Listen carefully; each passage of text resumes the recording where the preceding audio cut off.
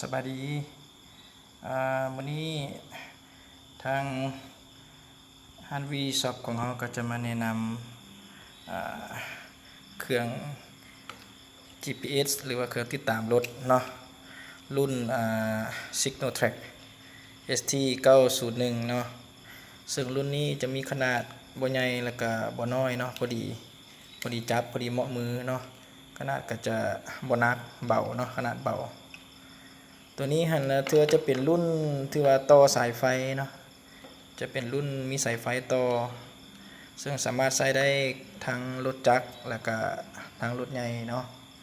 แต่ว่ารถจักรจะเหมาะสมที่สุดเพราะว่ารุ่นนี้จะกันน้ำได้เนาะเวลาเราใส่กับรถแล้วอาจจะล้างอัดฉีดเวลาเราล้างอัดฉีดหรือว่าฝนตกฝนอย่างมันเอาไว้บนที่ว่า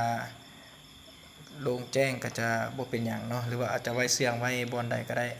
มันก็จะดีว่าซั่นๆเนาะจะมีสายไฟต่อออกมาแบบนี้เนาะซึ่งห้างเขาขายในราคา 390,000 กีบเนาะตัวนี้มันถือว่ารวมค่าติดตั้งให้พร้อมเนาะเราจะมาไปติดตั้งให้ลูกค้าอยู่เฮือนหรือว่าอยู่สถานที่ลูกค้าได้เลยเนาะ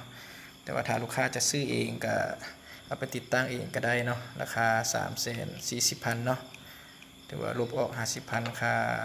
ติดตั้งส่งฟรีเนาะจัดส่งฟรีซึ่งกล้องมันก็จะเป็นลักษณะนี้เนาะก็จะมีสายไฟสายซากเนาะแถมมาแต่ว่าหัวซากจะบ่มีเนาะจะเป็นสายซากแล้วก็จะมีปุ่มคู่มือเนาะปุ่มคู่มือที่เป็นภาษาอังกฤษเนาะภาษาอังกฤษแล้วก็จะมีแนวติดเนาะเอาไว้ติดทางหลังนี่เนาะเวลาติดใส่นี่แล้วก็จะไปติดใส่กับรถแต่ว่าจริงๆบ่ค่อยได้ใส่เนาะตัวนี้เนาะมีแต่ก็จะแถมมาทำบ่ใส่ก็ได้เนาะจะเอาตัวนี้เราจะเสื่องไว้เลยเนาะวิธีการก็